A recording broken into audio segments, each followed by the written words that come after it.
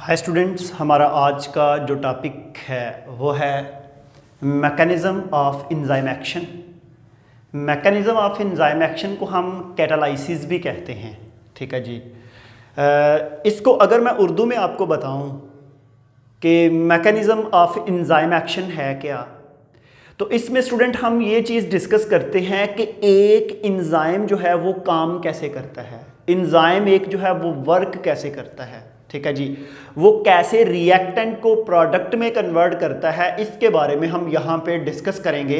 तो अगर आप वाइट बोर्ड को देखें तो वाइट बोर्ड में हम इस डायग्राम से स्टार्ट करते हैं। ये मेरे पास एक डायग्राम है, ये ब्लू कलर का आपको नज़र आ रहा है एंजाइम। जब आप एंजाइम को देखते हैं तो एंजाइम की दो साइट हैं। ये जो राउंड है इसको हम बोलते हैं ग्लोब्यूलर साइट, और ये जो ऊपर साइट है इसको हम बोलते हैं एक्टिव साइट। ठीक है जी स्टूडेंट, जब भी आप एंजाइम की ग्लोब्यूलर और एक्टिव साइट को देखें, ये मैंने लिख दिया एंजाइम। एंजाइम के पास ब्लैक कलर वाला ये जो है ये है सबस्ट्रेट। जब एंजाइम और सबस्ट्रेट इकट्ठे होंगे तो दोनों के इकट्ठे होने पे ये जो सबस्ट्रेट है ये एंजाइम की एक्टिव साइट पे अटैच हो जाएगा। दोनों के अटैच होने के बाद अब हम इसको कहेंगे एंजाइम सबस्ट्रेट कॉम्प्लेक्स। यहाँ पे आपके जहन में ये क्वेश्चन आया होगा कि सर ये जो सबस्ट्रेट है ये एंजाइम की एक्टिव साइट पे कैसे अटैच हुआ। तो जब भी हम एंजाइम की एक्टिव साइट को देखते हैं ना, एक्टिव साइट को स्टूडेंट हम दो पार्ट्स में डिवाइड करते हैं। कुछ पार्ट जो है उसको हम बोलते हैं charge bearing site, charge bearing, और उसके बाद जो दूसरी है उसको हम बोलते हैं कैटालिटिक साइट। अब कैटालिटिक साइट, ठीक है जी, हमारे पास फॉर एग्जांपल ये जो है एक्टिव साइट है, इसमें से इसके ऊपर जी चार्ज है, क्योंकि यहाँ पे ना डिफरेंट अमाइनो एसिड है, जिस तरह आर्जिनिन, लाइसिन, ग्लाइसिन मैं पढ़ रहा था एक्टिव साइट के अंदर, तो उस पे मोस्टली पॉजिटिव चार्ज होता है। ठीक है, पॉजिटिव चार्ज है। अब बाहर से जो ही सबस्ट्रेट आएगा, ये हमारे पास है जी सबस्ट्रेट। जब ये सबस्ट्रेट आएगा तो फॉर एग्जांपल इस पे है जी नेगेटिव चार्ज। अब ये जो नेगेटिव चार्ज और पॉजिटिव चार्ज एक दूसरे को अट्रैक्ट करेंगे, और अट्रैक्ट करने के बाद ना होगा क्या कि जी यहाँ पे दरमियान में इनके अट्रैक्शन होगी, बॉन्डिंग होगी, या यहाँ पे बॉन्डिंग जो होती है उसको हम आयनिक बॉन्ड फॉर्मेशंस भी कहते हैं। आपने सोडियम क्लोराइड के केस में पढ़ा। तो इतने रीजन को हम बोलेंगे charge bearing site. Charge bearing site के बाद जो हमारे पास रिमेनिंग रीजन बच रहा है, ये वाला आगे वाला, इसमें क्या होगा कि केमिकल रिएक्शन के बाद ना इस सबस्ट्रेट के अंदर मॉडिफिकेशन होगी, और मॉडिफिकेशन होके इसमें कैटालाइसिस होगी और इसको प्रोडक्ट में कन्वर्ट किया जाएगा। वो जो रिमेनिंग पार्ट रहता है उस रिमेनिंग पार्ट को हम बोलते हैं कैटालिटिक साइट। ठीक है जी। तो ये हमारे पास जो है यहाँ पे हमने दो चीज़ों को डिस्कस किया कि चार्ज बेरिंग साइट क्या है, कैटालिटिक साइट क्या है, एक्टिव साइट क्या है। और जब ES कॉम्प्लेक्स बनेगा तो उसके बाद क्या होगा कि S जो है वो प्रोडक्ट में कन्वर्ट हो जाएगा। एंजाइम एज सच उसी तरह रहेगा, दोबारा सबस्ट्रेट को पकड़ के प्रोडक्ट में कन्वर्ट करने के लिए। तो इसी चीज़ को यहाँ पे ये डायग्रामेटिकली शो किया है कि हमारे पास जब भी कोई भी एंजाइम है, एंजाइम के पास सबस्ट्रेट आएगा, दोनों जब आपस में मिलते हैं तो उससे बनेगा ES कॉम्प्लेक्स। ES कॉम्प्लेक्स बनने के बाद वो क्या होगा कि बाद में जो सबस्ट्रेट अटैच हुआ था वो प्रोडक्ट में कन्वर्ट हो जाएगा। एंजाइम हमारा दोबारा अवेलेबल है नेक्स्ट सबस्ट्रेट को पकड़ने के लिए। प्रीवियस लेक्चर जो मैंने पढ़ाया था उसमें जब मैंने आपको बताया था कि कैरेक्टरिस्टिक्स ऑफ एंजाइम, तो मैंने बताया था one enzyme used more than many substrate in at a time, कि एक वक्त में क्या होता है कि एक सबस्ट्रेट को पकड़ा, साथ ही फिर उसको प्रोडक्ट में कन्वर्ट करने के बाद अगले सबस्ट्रेट को पकड़ लिया। ठीक है, तो ये जो है प्रीवियस लेक्चर में मैंने आपको बता दिया था। अच्छा, यहाँ पे ना अगर आप ये चीज़ देखें तो इसको हम कहते हैं series of chemical reaction. Series of chemical reactions में क्या है, आपने इसको देखना है कि जी बहुत से हमारी बॉडी के अंदर केमिकल रिएक्शंस हैं। मेरे पास रिएक्टेंट ए है, इस रिएक्टेंट ए को प्रोडक्ट ई में कन्वर्ट करना है।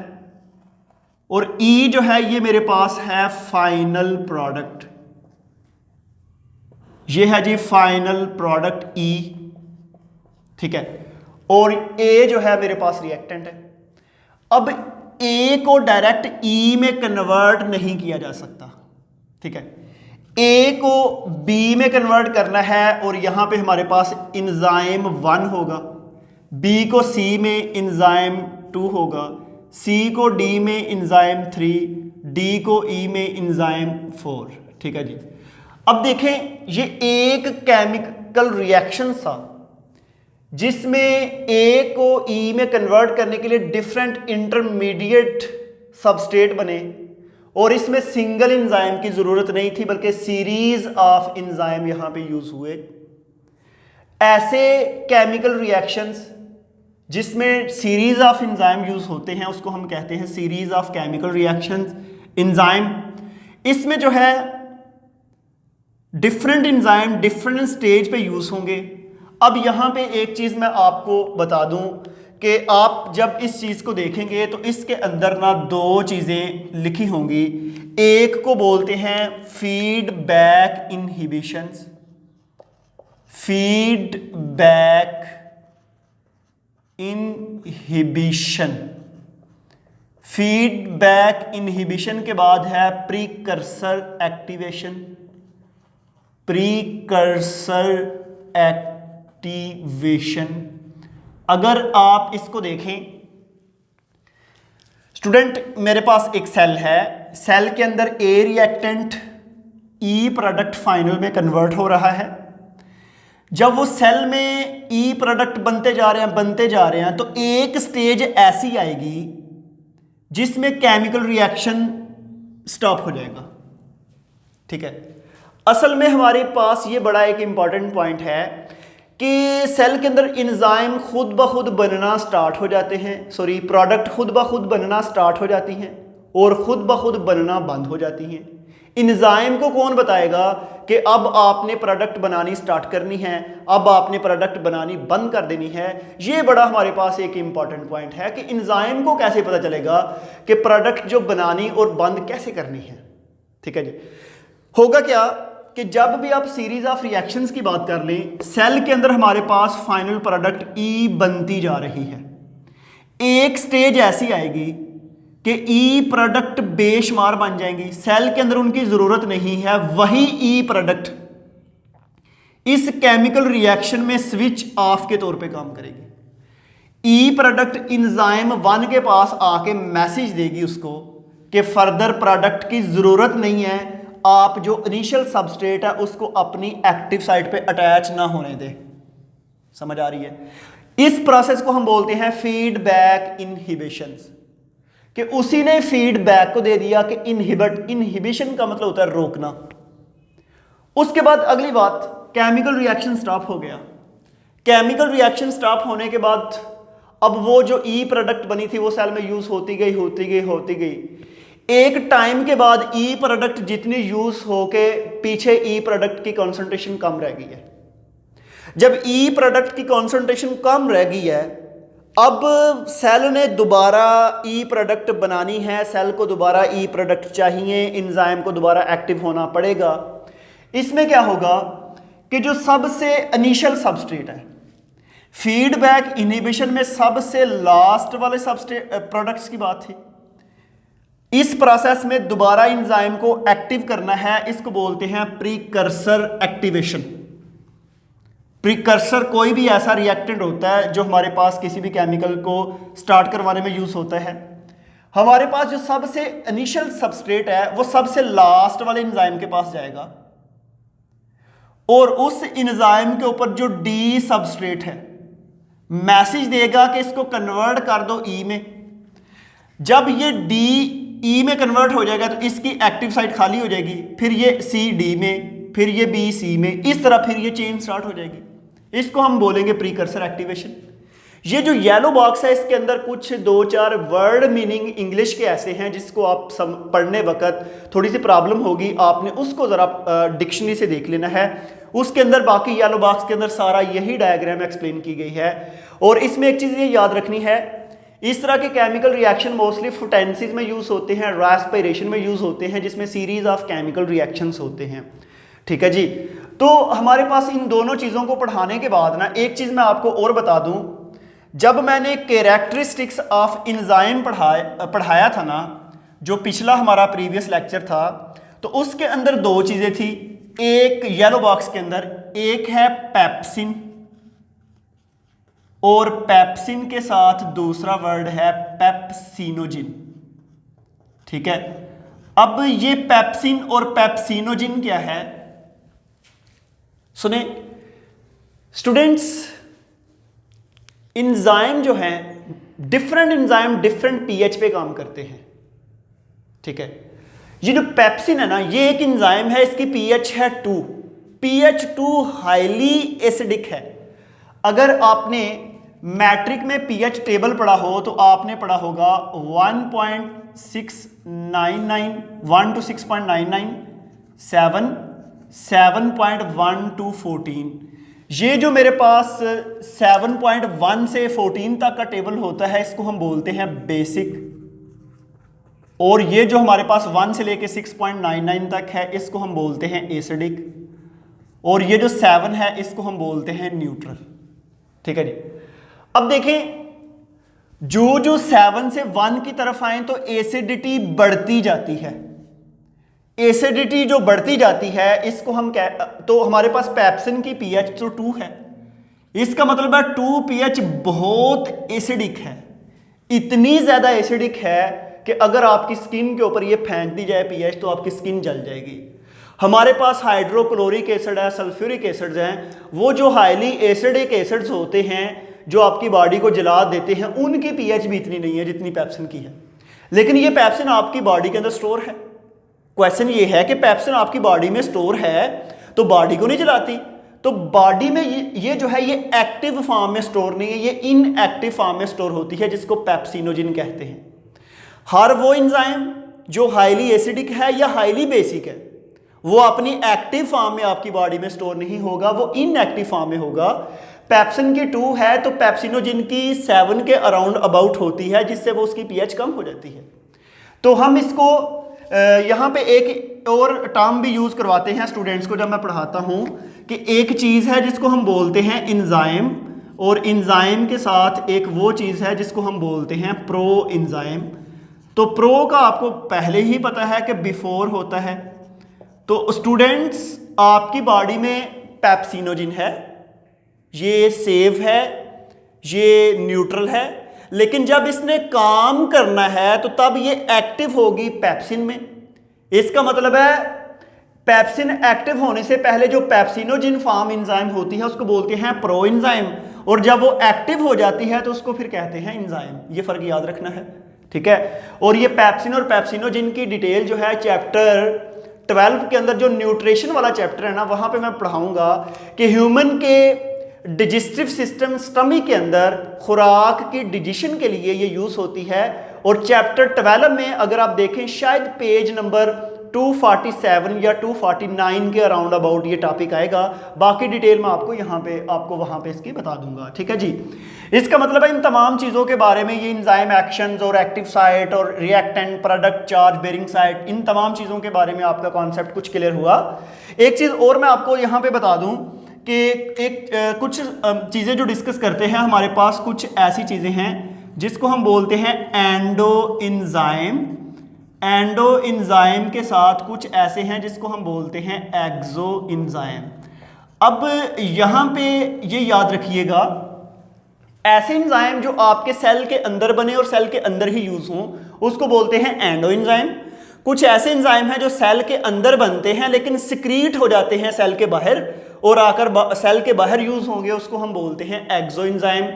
और ये हमारे पास पेप्सिन जो है, इसकी अहम एग्जाम्पल है, ये एक्सो एंजाइम होता है। ये आपकी बॉडी के अंदर जो है पैंक्रियाज वगैरह जो हैं वो, और बॉडी के डिफरेंट सेल्स जो हैं वो, इनको बना के आपके डिजेस्टिव सिस्टम के अंदर एंटर कर देते हैं, सेल के अंदर यूज नहीं होते। ठीक है।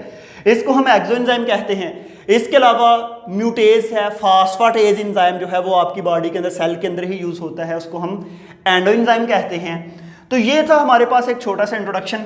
अब ना स्टूडेंट्स नेक्स्ट हम चलते हैं, दो मॉडल्स हैं इनकी तरफ के, ये इम्पॉर्टेंट शॉर्ट क्वेश्चंस भी है और बहुत इंटरव्यू वगैरह में भी पूछने वाला क्वेश्चन है कि लॉक एंड की मॉडल क्या है, इंड्यूस्ड फिट मॉडल क्या है। यहां पे एक इंटी टेस्ट का एमसीक्यूज भी आता है, वो भी जरा गौर से सुन लीजिएगा। लॉक एंड की मॉडल 1890 स्टूडेंट साइंटिस्ट का नेम है एमल फिशर, इसको नोबेल प्राइज भी दिया गया और दिया गया 1905-10 के अराउंड अबाउट, ये जर्मन से बिलोंग करता है, ठीक है। ये एमल फिशर जो है ये जी इंजाइम है। जब आप इस इंजाइम को देखते हैं तो इस इंजाइम के पास ये है जी इसका सबस्ट्रेट, इंजाइम का ये है जी सबस्ट्रेट और ये इंजाइम है। अब मेरी बात को जरा गौर से सुनना है, यहां पे अगर आप देखें तो इंजाइम की जो सबस्ट्रेट है वो बिल्कुल इंजाइम की एक्टिव साइट की तरह का है, वो सबस्ट्रेट इंजाइम की एक्टिव साइट पे आराम से अटैच हो सकता है। इसको हम बोलते हैं लॉक एंड की मॉडल। मैं दोबारा आपको समझा दूं कि मेरे पास ना एक की है, चाबी है, वो जो की है क्या वो हर लॉक को ओपन करेगी? नो, वो की स्पेसिफिक लॉक के लिए बनी है, समझ आ रही है। इसलिए अगर मैं यहां पे 3 सबस्ट्रेट बना दूं, ये एक सबस्ट्रेट है, ये 2 3 1 2 3 3 सबस्ट्रेट हैं, इन तीनों में से कौन सा सबस्ट्रेट इंजाइम की एक्टिव साइट को ओपन करेगा? जस्ट 3।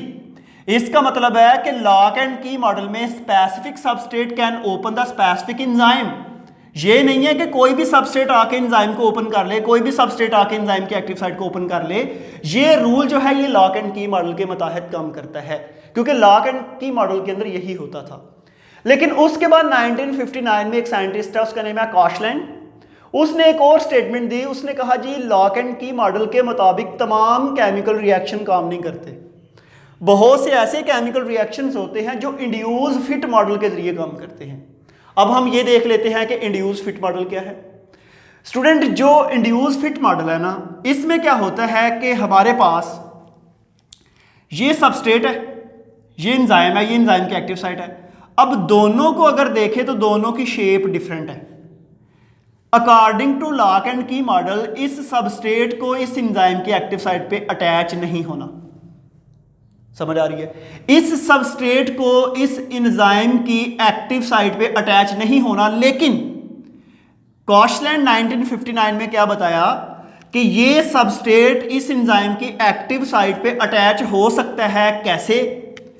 इस सबस्ट्रेट को देख के एंजाइम अपनी एक्टिव साइट को चेंज कर लेगा, समझ आ रही है। इंड्यूस हो जाएगा, ये सबस्ट्रेट उसमें इंडक्शन करेगा, उसमें चेंज लाएगा और अपने आप को वहां पे फिट कर लेगा, ठीक है। तो इसलिए इस मॉडल को इंड्यूस्ड फिट मॉडल कहते हैं। तो अक्सर जो पुराने पेपर हैं एमसीक्यूज वगैरह, इंटी टेस्ट वगैरह में, उसमें यह है कि इन दोनों मॉडल में जो एक्टिव साइट रिजिड है वो किसकी है? लॉक एंड की मॉडल की।